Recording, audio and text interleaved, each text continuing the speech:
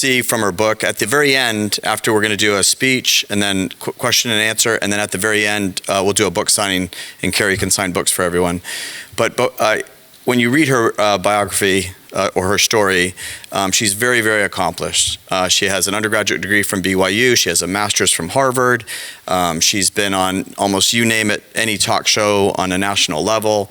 She's interviewed speakers of the House. She had her own TV show with Clay Aiken, invited big names onto the TV show. Just a very, very accomplished individual. But I think what's most compelling, and the reason we invited her, is if there is some sort of adversity that someone can suffer, Carrie and her family have suffered it. Whether it's poverty, whether it's anxiety, depression, physical abuse, mental abuse, suicide attempts and thoughts, incestuous issues, you name it, Carrie has suffered it. And I think what's really special and why we wanted her to come is because it's a difficult time in America, or anywhere for that matter, to live. And adversity is the doorway to greatness. And I think Carrie embodies that. So as you guys have adversity, you know, I know there's some athletes here. I think any athlete will tell you, I remember far, far more my missed shots than I do the ones I made. I can tell you exactly where I was and how much time it was on the clock at different shots. You always remember that adversity far, far more. But the other thing I really wanted Carrie to come talk about in terms of mental health is we have an empathy problem in America, and she talked about that earlier today. And when you think about, and Carrie comes to the stage, you're going to see she's very accomplished, she's very bright, she's very talented, she's very attractive. And when you meet her, you're not going to know those things. You just, I think what we do, and the reason in part we don't empathize enough is because we just see someone and think, okay, that's a good-looking, strong-looking athlete, he, whatever. And you don't think for 1 second what they may be going through, what they may be living through. And I say it all the time, whether it's friends or family, they'll say some aggrieve. They got aggrieved by somebody. Somebody did something wrong to them. And I'll say, you know what, just be thankful that you don't or haven't acted out like that, because you don't know where that person comes from. We don't know what they suffered through. We don't know what they're dealing with.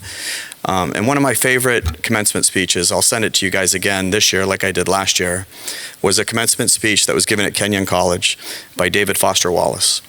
And in it, he says that whole concept of empathy. How do you empathize with people? How can you walk in their shoes? David Foster Wallace was very, very liberal, an accomplished author at a young age, reached a pinnacle probably too young of success. And he would say that when he drives down the road, and he was a very, environmentalist, liberal, and what have you. And when I see a big, diesel pickup truck pull out in front of me, and it's got, huge tires, and I'm thinking, what a waste of gas. This guy, what a piece of work. This guy just needs to pack it up and leave society. And then he says, and I always check myself, and I just walk through, and I say to myself, what if that guy had 9 car accidents, and he would not leave the house, and he was in therapy and having all kinds of help from psychiatrists, and they said to him, Billy, get yourself the biggest stinking truck. You got to get out of the house, get yourself the biggest stinking truck, and go out there and re-engage in society. Maybe that's the guy who's in front of me. And he jokes, he goes, probably not, but it makes me feel better. It makes me more empathetic when I think about it like that. But I don't want to take up too much time. You're going to take away from Carrie an amazing ability to overcome adversity and the process to do it, and a very empathetic person. And if there's 2 things I would want in the mental health world to be talked about more, it's empathy and overcoming that adversity. So with that, Carrie, please join us.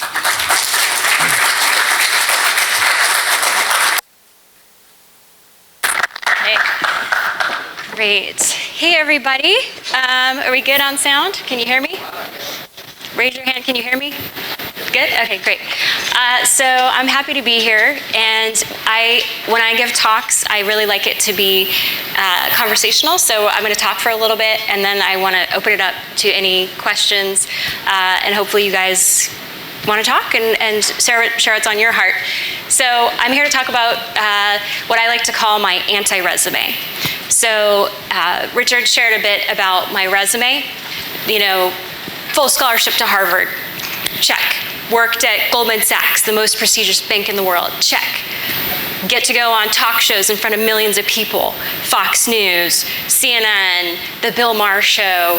I was just on Dr. Phil talking about this book. Those are things that our society would say that's good to put on your resume, right?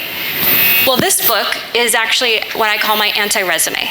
I think for the students in the audience in particular, as you're thinking about your careers and how you want to present yourself and how do I want to show up in the world? How do I want the world to think about me?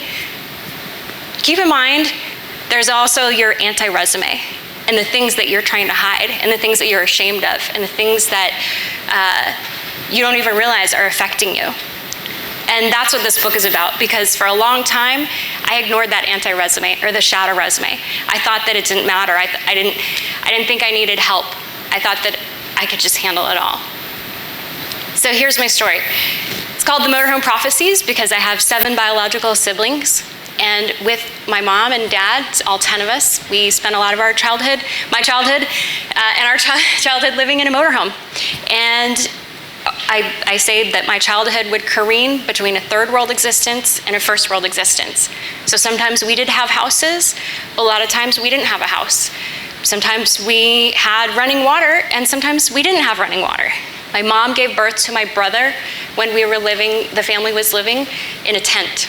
So I've lived in tents, I've also lived in sheds. When I took my ACT exam to go to college, we were living in a shed in the Ozarks. You know the Ozarks? Mountain range down in southern Missouri and Arkansas with no running water. And that's how I took my test to go to college. Well, as you might imagine, it was not a very stable environment. And I say in the book that being poor, there's nothing wrong with being poor. The problem was that I was abused in addition to having the poverty and the constant instability. And so the psychological abuse, the physical abuse, sometimes we didn't have food to eat. My parents put us on welfare. We were on church welfare, government welfare. One of my first memories was when I was 4 years old, the government came to take the kids away. And my dad had brainwashed us so much to tell the social workers how great he was and how much we loved being there. And so we were able to evade and then get in the motorhome and drive 2,000 miles away and escape. I used to fantasize about how much I wish that they would have taken us away. But I don't know if anyone in this room has had to deal with the foster system. It might have been worse. Who knows? But all I know is that there was a 100% chance now as an adult that the outcome was a negative outcome and a very toxic outcome. So after going through all that, eventually I was diagnosed with depression, anxiety, PTSD, fibromyalgia. 3 of my siblings have attempted suicide. 2 of my brothers developed schizophrenia. In the DSM-5, which is in psychology, the manual of disorders, we pretty much, I think, check all of them, if not most of them. And the idea that someone can go through so much abuse and trauma and still want to fight, that's what this book is about. And so eventually, though, the biggest problem for me was that all this abuse was done in the name of God. And the book is called Prophecies because my dad claimed that he was a prophet. He was excommunicated from the Church of Jesus Christ of Latter-day Saints, which is the official name of the church that is commonly called Mormon. They're not going by that name anymore these days, but what he did was unofficial and he was excommunicated, and so I'm very clear to describe his behavior was not from the official Mormon church. So essentially what he was doing was creating an offshoot Mormon cult, a mind control cult. And he said that we were basically existing to do his will. And eventually, one of my schizophrenic brothers groped me and tried to rape me. And I said, wow, I'm not safe anymore. But for a long time, I believed he was a prophet because it's your dad, right? You want to believe your dad, he's your hero. When that happened to me, as Richard said, sometimes the biggest adversities can be your greatest moment or catalyst for growth. That was a wake-up call moment to me. I'm not safe in my own home. I need to make a decision. So I went on my first investigative journalism project. Is my father a prophet? And I detail in the book what I did to investigate him, and I eventually came to the conclusion, I don't believe he's a prophet. So I told him, I want to go away to college. I don't want to be here anymore. And he raised his hand to the square, and he said, I prophesy in the name of Jesus, you'll be raped and murdered if you leave. And for those of you who might be Christian in the audience, to have a curse spoken over you in the name of Jesus, it's pretty much the worst thing you can do to someone. And it took a long time for me. I spent about 12 years as an agnostic, angry at God, angry at the idea of Jesus, because I thought Jesus was an asshole, if that's what he wanted in my life, that he wanted me raped and murdered if I left my dad's cult. Well, at that point, I had to make a decision. Do I follow my dad, or do I follow what I believe to be true? And so I left. I chose freedom. He said my blood changed. He said I was no longer his daughter. He said, you're on your own. And in some ways it was great because I was free. But also I was dealing with the inner turmoil and the mental illness. And I was diagnosed with depression and PTSD. But I kept just pushing and pushing myself, trying to get that resume. And so I was declared legally estranged in order to get Pell Grants to pay for college.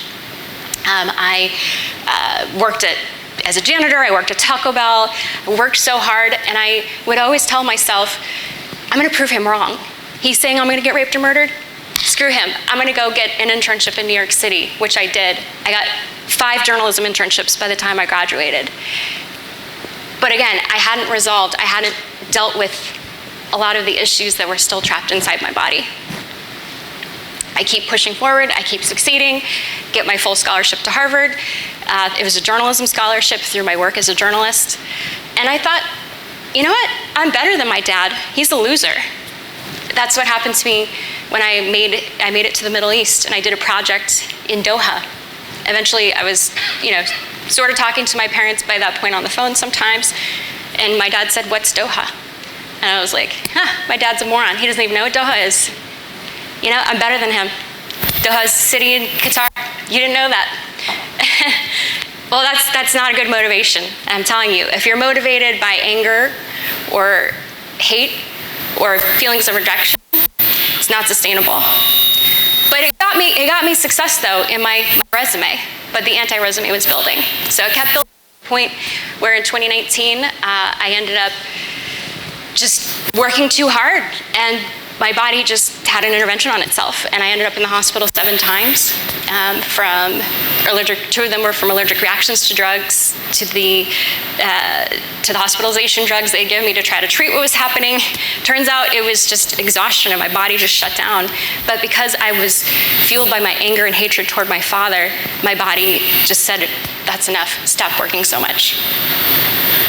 I realized eventually during that time, wow, I need a wake-up call. I need something bigger in my life. I need to forgive my dad. And so I was able to go through that process of forgiveness. And to go through that process, I eventually was baptized as a Christian. I came out of being angry at God and the idea of God. And for me, that was transformative. And as Richard mentioned, we're in this moment in our country right now where we're seeing record depression. We're seeing record suicides. We haven't had this high suicide rate since 1941. That's the Great Depression. So I call what we're having right now, it's a new Great Depression. Well, why are we so depressed? We have a lot more money than we did back then. During the Great Depression, you had famines. If you've read The Grapes of Wrath, if you had to read that in high school, there was a Dust Bowl and there was a stock market crash. They didn't have food. They didn't have material wealth. Well, here right now in 2024, we have so much more material wealth, and yet we're still suffering this enormous mental illness. We're having, 2022 was the most recent data we have. 50,000 people nearly in America killed themselves. That's 17 times the number of people who died in 9/11. Well, what's happening? We're also having the record depression in America, especially today's Gen Z, college kids. What's happening? Why is this happening? And also, why is it happening, at the confluence of culture? Is there something happening with our cell phones? Are we detached from the people around us? Well, I found for me, after going through my Christian baptism and getting involved in therapy and Christian community, I started to do some research, and I saw the science behind faith community and how powerful it is to healing your brain and healing your mind. And I think it's important. Again, it's proven scientifically. The Harvard School of Public Health did a study showing how if you go to church weekly, for women, you're 68% less likely to die by suicide, drug overdose, or alcohol overdose. For men, it's about 33% less likely. And the thing is, men are 3 times more likely to kill themselves than women. So clearly, in our society, we're not helping men to be able to process their emotions in a healthy way because they're just taking matters into their own hands because they haven't dealt with the issues that shadow resume. They just pretend everything's okay. They don't actually express, they don't reach out. Even if they're with their loved ones, they don't want to deal with that shame or that stigma. And there's so many factors. But again, for me, it really was my faith that turned it around. And similarly, there's a literature review from Psychiatric Times looking at 93 different studies on this issue, and they found about a 70% increase in mental health, positive mental health, and spiritual participation. So I don't care what denomination you are or what persuasion. In the book, I talk a lot about different faith experiences that on my spiritual exploration. I spent a night at a Buddhist temple in Korea overnight and did some martial arts and learned about the Buddhist way of life. And I attended a Buddhist temple in New York City.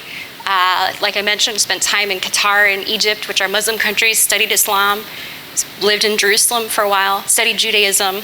And the unifying thread that I see across these different faiths is the belief in love. That's a universal position within these faiths.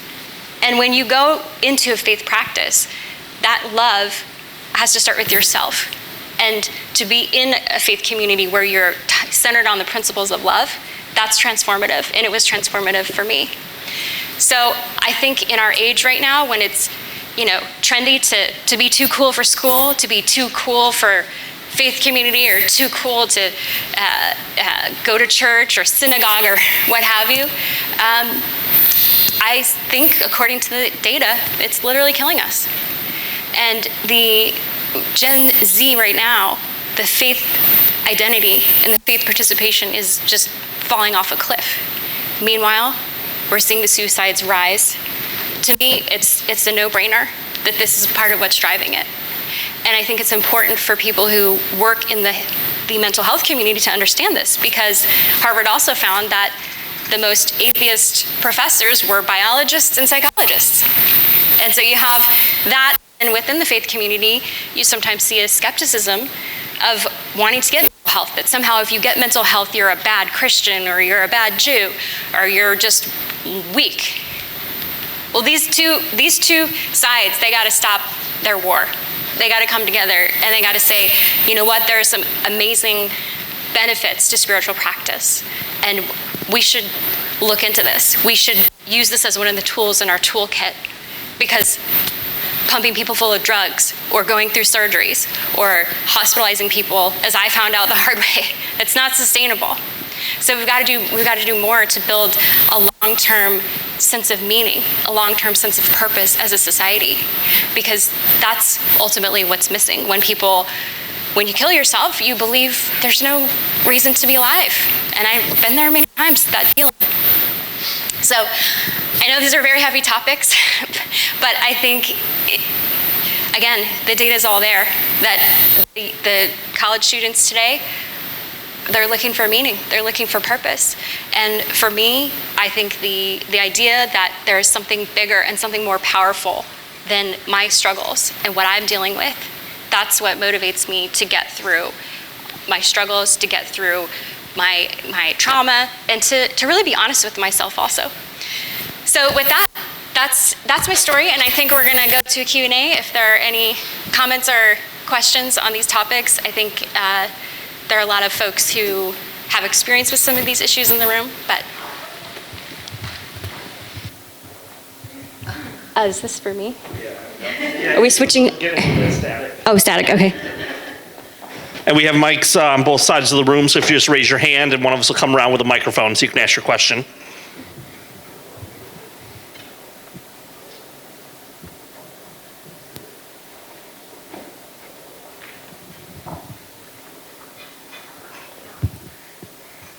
So, hi, my nickname is Joy.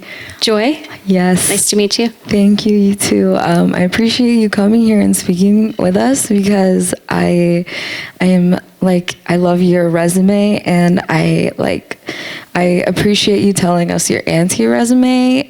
It's a lot that you were able to overcome and do, and I can relate so much in a sense to all of the PTSD crap that you get when you're growing up, and I'm working through that right now. And I'm working on I'm going to start working on accepting my anti-resume because I used to write a lot of resumes. And my own is one of the hardest that I had to do. And I can't wait to read your book and hopefully, come out with more. Where are you now in your life after having written this book and having experienced everything, and how did you get through it with all of the I've been to the hospital. I put myself there to kind of see if I could feel better, and it did, but I didn't like the amount of drugs that they make you take, and then it's I kind of just wanted some mental peace, and I feel worse after taking all of the medication that they prescribed me over time, and so I'm trying to get back to who I was, but I realized there's no going back, but there's moving forward. So there's that, and so I don't know. Yeah, thank you for sharing your story, Joy. That's very courageous for you to share, so thank you. And I'm sorry that you've struggled this way. I think I hope that the anti-resume can be helpful to you. I actually made an actual resume where I took the same template from my real resume, and then I put my anti-resume, and the things that I put for that was, I put member of an abused family, and then I described the abuse that I had, failed romantic dating partner, and I described some of the abuse of the partners that I let into my life because my mom enabled an abuser in her life, and my sister married an alcoholic who beat her, because that's what abused women do. And so to just put it all out there in a 2-page format, my trauma in a 2-page format, it was actually very liberating because I wrote it out and then it was there. But in terms of what you're dealing with, of checking yourself in, and I think there is this idea that if I go to the hospital or I check myself in, then there's going to be a magic fix for that. And then you come out and you're like, I'm still the same person, but I'm also, broken. And how do I get fixed? And for me, again, this was for me, and this is what my journey's about. Spirituality was really transformative for me. And that's what, again, this is scientifically proven. I'm not making this up. I'm actually working right now with the Harvard School of Public Health. And some directors there just came out with an article about how the decline in faith and religious practice and faith practice, they called it a public health crisis. So I don't know what denomination you are, or if you have any faith background, or there are a lot of different places you can go. Christian, non-Christian, Buddhist, Hindu. One of my endorsers of my book is a famous Hindu named Deepak Chopra. And so for me, I am Christian. That's the walk that has brought me the most meaning. But I know that the walk is different for people, and that God is present in all of us. That's what I believe. And so ultimately it has to do with the fact that you have to start loving yourself. And each of us, when you're struggling with your resume versus your anti-resume, there's a great writer, I talked about him with you guys earlier today. His name is Eckhart Tolle. And he has a book called A New Earth. And he has this concept he calls a primary versus a secondary purpose. And he says the primary purpose is to love and to be loved. And it first starts with loving yourself. So ultimately, suicidal ideation is self-hatred. Well, where does self-hatred come from? If you were abused as a child, it probably came from your parents, or maybe from someone who sexually abused you, or whatever the abuse was. and you hate yourself. That's ultimately what's missing, is this sense of loving yourself. And sometimes in Christianity, there's the phrase of like, love your neighbor as you love yourself. Well, that's assuming you love yourself. And I think sometimes, especially for women sometimes love other people more than they love themselves. So according to this concept that I said from Eckhart Tolle, the primary purpose is to love, and then the secondary purpose is what you do. So the secondary purpose, that's your job, that's your resume. That's your sports, that's your politics, that's your business. And quite often, people confuse the secondary and the primary purpose. And it's very easy to do that because our society can be so superficial and focused on the secondary purposes that we forget that primary purpose. So for me, I found taking that time to really live in my primary purpose, which is learning to love myself, not having to prove myself that I have to get another award, I have to get another fancy job. That's secondary to the primary purpose. And I think that's what's missing in our society. As the society becomes more materialistic, we're losing sight of that. And that's why I think it is so important to get involved in a faith community, is because that is centered on a primary purpose. You can try doing that on other things, like you could join a yacht club or a polo club or a skateboarding club, but those are things that are built on things that you do. Those are secondary purposes. But a primary purpose gathering is around that primary purpose, which is when it's done right. And one of the themes I talk about in the book is religion done wrong. And that is so dangerous and so painful. And so I'm a big believer in church shopping, or shopping for the right congregation or the right spiritual path for you, but to get rooted and plugged into something. So that would be my advice to you, Joy. And I wish you all the best.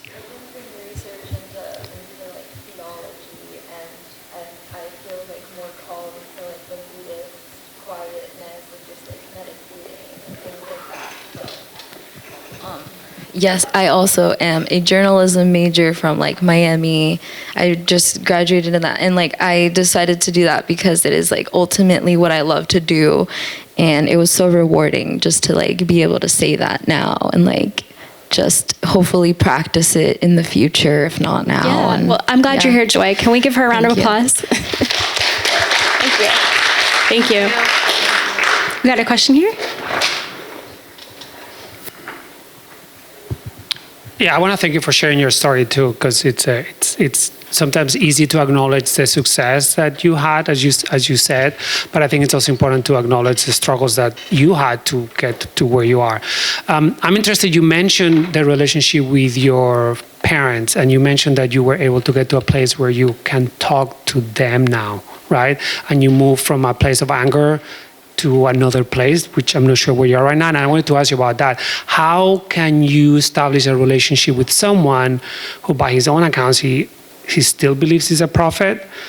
I'm not sure if that's a fact, but how do you establish a connection to someone they are your parents, but also they are the people who put you through so much pain and suffering and a struggle, right? How do you find that balance? Yeah. Well, so my dad, he just turned 86 on April 13th, and he has pretty bad Alzheimer's. So he actually forgets most of what he did to us. He forgets that he abused us. He also forgets how to control people, it's just shocking to see. It's like an earthquake for me. Wow, he doesn't know, pardon my French, my sister says he forgot how to be an asshole. And I felt guilty earlier when it was on setting of this is a kind of a blessing. Should I feel guilty that this is helping him relax? But it's been interesting too to see my mom be able to have more control or just say over her environment, because he cannot live without her now. So the tables have reversed. So that's been very interesting here, toward the end of his life. But in terms of going through that process of forgiveness, I have an interview in the book that, or a profile that I write about a friend of mine named Reverend Anthony Thompson. And he's a pastor down in Charleston, I guess up in Charleston, South Carolina. And his wife was murdered in the Charleston shooting. So in 2015, this white supremacist drove across the state into Charleston, I think from Columbia. And he specifically targeted this black church because it was historic. It was on the forefront of fighting slavery. And he went in and he murdered 9 black parishioners. And he was one of the family members, if you remember, shortly after the shooting, there was a bond hearing, which I'm not a lawyer, but from what I understand, it's not that common to allow the judge to let the victim's family members speak to the accused. And they forgave him. And they said in the hearing, I forgive you. Give your life to God, give your life to Christ. You know, he's a pastor. And he said, I forgive you for murdering my wife, basically. And instead of having riots and people burning things, this is what this evil white supremacist, that was his intention. He wanted to spark a race riot in Charleston because he had seen what had happened in Baltimore and Ferguson, and he wanted to do that there too. And instead, after those family members forgave him, it was like a nuclear bomb, but of like love. And there were no riots. There were no people burning, property damage, and no people killed. Because in the aftermath of a lot of these riots, I think there were more than 24 people killed across different, race riots in the country. But it didn't happen in Charleston after this happened. And it was a miracle. And that was when, if you remember, Barack Obama sang at the funeral of one of the 9 that was killed. He sang Amazing Grace because he said that was an act of amazing grace that these family members forgave him. So anyway, that's the backstory of him. And there's a book that he wrote called to Forgive. And he became a mentor of mine. I met him in New York because he was in town for a screening. So he helped me through the forgiveness process because it was hard for me. But the book, I really recommend it if you're struggling with forgiveness because he knocks down all the myths about why you shouldn't forgive. Like he had some people say to him, well, you're excusing racism if you forgive. You're weak if you forgive. You're just setting yourself up for further victimization if you forgive. And he knocks it all down. And he does make the distinction between forgiveness and reconciliation. It's a 2-step thing. So forgiveness is from you. Reconciliation is dependent on their actions or their behavior. So for my dad, I chose to forgive him. And then he never apologized. He would say things like, oh, I'm sorry that I was too harsh. But he never apologized for very specific grievous things that he had done. And he still to this day believes, and my mom as well, that they don't dispute the book. They don't dispute what I say in the book. They just dispute that it was God's will. And I told them before that the book was happening. And I gave them a chance to look at the manuscript, and they didn't want to see it, but they said it was God's will. So in terms of expecting an apology, that's something that, according to Anthony Thompson, and I agree with, your forgiveness is not contingent on their apology. And forgiveness is for you. And again, this is scientifically proven that science is good for your body. It's good for your mind. It's good for your productivity to forgive. So once I had that breakdown in 2019, when my body just was like, I'm having an intervention, you're going to the hospital. That was one of the things that I did because I was so angry at my dad. I start the book out with it's kind of funny joke. If you know the painter Salvador Dali, anybody know him? Salvador Dali, yeah. So really famous. In fact, I think they've got the museum in St. Petersburg. So I talk about that museum in the book. So I became obsessed with him. But one of the things was that he and his dad hated each other so much, and they were constantly fighting. And according to records, he said that he mailed his father a package of sperm and said, this is all you've ever done for me. I hate you so much. Now we're even. Take the sperm. And so when I found that out, I was like, maybe I'll do that to my dad. That was when my period of anger and hatred toward him. But I'm just telling you, that was the level of hatred I had for my dad. Because I'm like, this man made me want to kill myself. He drove my brothers to insanity. Like, I do believe my brothers would not have gotten schizophrenia if it wasn't for my dad. I believe that. I would sign an affidavit saying that. But I think for me, by forgiving him, it did release me, and I found healing. And so I think that's what I would recommend to anyone here struggling. I think we all struggle with forgiveness, from small to big issues, that forgiveness will set you free. And it will make you a better person. I think also realizing that there is, as Richard said, in adversity and loss, that you can find beauty, you can find strength, you can find a way to turn something that was in the Bible. It says in the story of Joseph, what was intended for evil, God can use for good. So for me, just as an example, I once told my dad, I said, the fact that I can go, so I go on talk shows and I'll be on like 6 to 1, you know, I'll be screamed at. It's because you screamed at me all the time. So I learned how to defend myself. So I can go in front of millions of people and keep cool and collected because you did that to me my whole life. And so, thank you. You know? So I think there are ways to think about it and again, turn that negative into a positive. But forgiveness is first, it's for you. I think you had a question? So I believe that there's some research into countries sort of by religiosity and comparing levels of violence and I guess poverty. And one trend is that countries seem to become maybe more secular as material prosperity increases. But I heard you sort of suggest that there's a concern that isolates people maybe, and it prevents the ability for people to come together in sort of communities, faith, which you think are really important for mental health, and you cited evidence that they're really important for mental health. So I didn't know if you thought that there was kind of a tension between material prosperity and spiritual prosperity or emotional well-being among people, and if you had anything to say on that. Yeah, no, I think there is definitely that correlation. I was reading recently on suicide rates and global GDP. So which countries per capita have the highest suicide rates based and then correlated with income. And it was interesting because the poorest countries actually had the lowest suicide rate. According to the study, which I found very interesting, which is what I was saying earlier about being poor, there's no shame in it. But if you are in a loving environment and it's spiritually rich or it's emotionally rich and it's you have purpose, then poverty doesn't matter. And I've seen that in my travels. You know, last year I went to Peru, which is a very poor country, but and they have lots of issues. I'm not saying it's a utopia. It's definitely not. But to see people who are poor and very happy. I think that is a choice. So at the end of the day, happiness is a choice. And I think the spiritual practice is typically, again, across the different faiths that I've studied, there's this idea that material prosperity will not bring you satisfaction.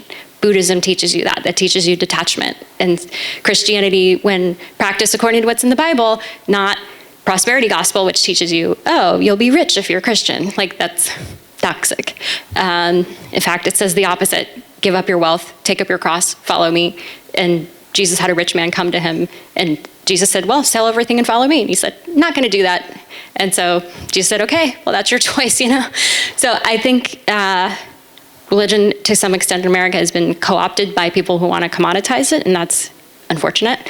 But I think in terms of your bigger question on wealth and secularization, I think there's a quote by Billy Graham that says, when you've come to the end of yourself, you've come to the beginning of God. And I am definitely not saying that you should go and do things that self-sabotage. If anything, the book is about warning against self-sabotage when parents abuse you and then you abuse yourself. But I do think the awareness that my life's pretty great. I don't need anything. I have a fridge full of organic food. I have a great luxury car in my driveway. I don't really need anything else. You know, and that's when you kind of unplug. And I think American culture too is so individualistic as opposed to, for example, Asian culture and even some parts of Europe generally, even though Europe is becoming more secular. But just the idea of family and being together and the communal practice of spiritual practice together as opposed to by yourself, it's a very important thing that, again, according to Harvard School of Public Health, that it's a public health crisis that people are not doing this. Because it also creates a culture that is for the common good, that is contingent on private behavior as opposed to government intervention or government mandates. And by that I mean, you can have a government welfare state, but how is government giving free money or free provision for poverty? That's material. And since we do not have an establishment of religion in this country, in our Constitution, it's important to have that out. Government cannot play that role, nor should it. That is why the private practice of spirituality is so important, because it fills things that are not material. And so your society is going to not have that deeper bond, that primary purpose that I mentioned. Because the government's a secondary thing. And spirituality and religious community, when it's done right and not abusive, that's a primary thing, if that makes sense. Hi, Matthew. How you doing? So thank you for coming here. Question, you mentioned you have 7 siblings. What's your relationship like? And I know you mentioned like your brothers had some psychiatric issues. Were you able to like help them and whatnot? So just want to hear that and find out. Yeah, I put an author's note at the very beginning that I don't talk in depth about them, because I want to respect their privacy. But, you know, we were impacted, and so I have spoken about what's happened with them just to illustrate the trauma. And it really goes in waves. I think probably for everybody in this room, if you have siblings, your sibling relationship probably goes in waves. So like I have 5 brothers, and when I was growing up, my favorite brother would rotate. I'm like, this is my favorite brother. This is my favorite brother. So I don't use the word favorite anymore. It's more like, who am I close with right now? And so that kind of changes with time. So my brother that I'm closest to, he read the book before it came out, and he said he really enjoyed it. And so, you know, and the book was actually supposed to come out last fall. It just came out in March 12th. And the reason I had to push it out, and this is government record, so I'm not divulging anything that was private.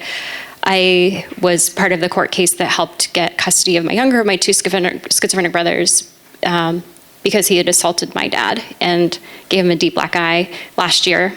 So I was leading the case and finding the attorney to get custody of him for my mother. And that's a policy debate I can have with anybody about our laws around guardianship and involuntary institutionalization, which changed in the 80s to make it much harder. And that is, I believe, a big part of why we have a lot more homelessness in this country right now. In fact, the case last year in New York, where you had somebody on the subway who was a schizophrenic and had a long track record of violence and being in and out of institutions, he threatened violence on the train, and he was subdued by this former Marine who, sadly, when he subdued him, he killed him accidentally. And unfortunately, the family members of the man who died are suing the Marine. And I'm like, I want to sue this family because you let him on the streets. There are things you could have done to keep him off the streets, and you didn't do it. And so I think for people in this room, I tell people, when it comes to your loved ones, not only for child abuse, like if you suspect child abuse, you should do something, but also for adults, disabled adults, to help keep them off the street. And there are things you can do, because we got the custody, which means that my brother will never be on the streets now, never, because we will be able to take that guardianship. It took 1.5 years, we fought for it. And I don't think it should be that hard.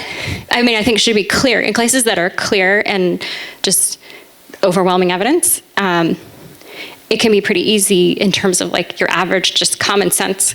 But unfortunately, our laws don't have a lot of common sense. I don't know how they are in Florida, but I'm sure they can do better. So.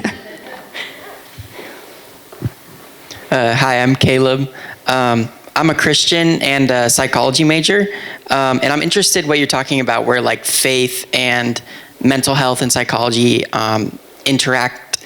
Where would you say that research in faith and mental health is lacking, or where you think that there could be some kind of help or research done into that, into that combination? Yeah, thank you, Caleb. That's a great name. I just was reading the book of Exodus and Numbers, so Caleb's a great character in those books. Well, first, if you're interested in this topic, I'm actually organizing a conference at Museum of the Bible on June 12th in Washington, D.C. So you're invited. And I'm trying to get it. C-SPAN has said they're interested in streaming it live, so if you can't make it, I'm going to try to get it for you remotely. But I'm bringing in some really great people on this topic. One is a very well-known therapist who's Christian and written 5 books. The theme of the conference is the Bible and mental health. And he's going to come, and then I've got another professor at Catholic University who's done a survey asking churches how they approach mental health. He's going to present some of his data. So I'm really interested in this topic, and I think it's something that I think I want to know more about. How do Christians, and even all faiths, since we are a multi-faith country, how do they handle mental health? And how do they think about it? And is there more that faith communities can do to bring awareness to this? Because there is, like I mentioned earlier, this sense that, oh, I'm a bad Christian, or I'm a bad Hindu, or whatever, if I go and get mental health treatment. So I'd like to know more about how and why that mentality is so prevalent, and how we can kind of change that shift. And also the impact of, as I mentioned, I don't think you need to be a believer to be a great therapist who is advising, let's say, a Christian patient. But I think there should be more research into whether that actually creates some blind spots, because I know there's this concept of lived experience. So if your lived experience is totally divorced from scientifically proven benefits of faith community, and are you completely ignoring that evidence? So I'd like to know more evidence about that. So I can talk to you more about other topics that I have on my mind, but I think got one more question, and then I think we got to wrap for the signing. So Carrie, Bernadette, we met earlier. Yes, we did. And we spoke. And my question to you is, as a woman dealing with PTSD, living with PTSD, at what point in your life, because I believe that forgiveness is ongoing until the day we die, at what point did you look at yourself outside of spirituality and any relationship that you have with God, that you forgave yourself?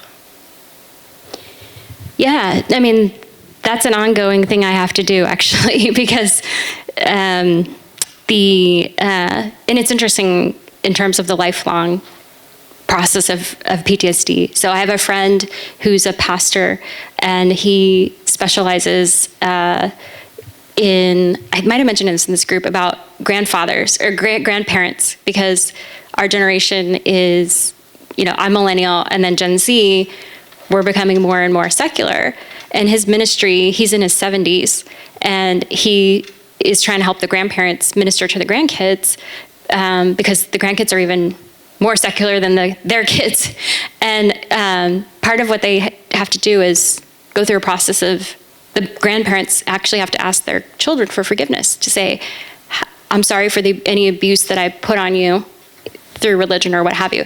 But anyway, I'm just giving you that background of, he's very interested in intergenerational trauma, in part because he had this history as a child. He was repeatedly raped by his own mother and by his mother's boyfriends, and just in and out different partners, and then bouncing around different foster homes. And then eventually he landed in a stable home, I think when he was maybe 12 or 14, but a lot of early childhood trauma.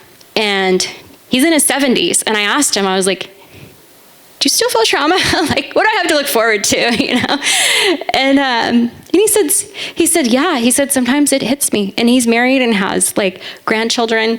And he said he was in Europe a few months ago when I had spoken to him. And he said, my wife wasn't with me at the time because she was coming later. So I was by myself walking the streets of Europe, and I just got hit with this overwhelming sense of abandonment. And it was it all came back, and he's in his 70s, and he's dealing with stuff. So there's a lot of psychological evidence of this ages 0 to 8 and the impact that has, the lasting impact that has on your psyche, especially if you don't get intervention. So for me, I think, like I said, I was so focused on the resume that I didn't care about the anti-resume stuff until recently, and so going through a process of forgiving myself, it is more recent, because I didn't think that I needed to forgive myself. It didn't cross my mind. I'm just I'm getting another achievement. I'm cool, but I had to forgive myself for choices that I made that I regretted, and there are trauma responses. So when you've been traumatized, you make bad choices because you think that's all you deserve. And so to forgive myself, to say, Carrie, I forgive you for making that bad choice. That was a trauma response that you made in response to, and my father, he had been sexually abused by a babysitter. And that was one of his first memories. And he said later on that made him suicidal. So it was no surprise that he passed that on to us. So intergenerational trauma is going to continue until somebody steps up and says, you know what, Carrie, I'm sorry that I sabotaged you. I'm sorry that I self-sabotaged you. And I forgive you and I love you. And that's the primary purpose. Thank you. So I think that's it. And we'll go out in the hallway.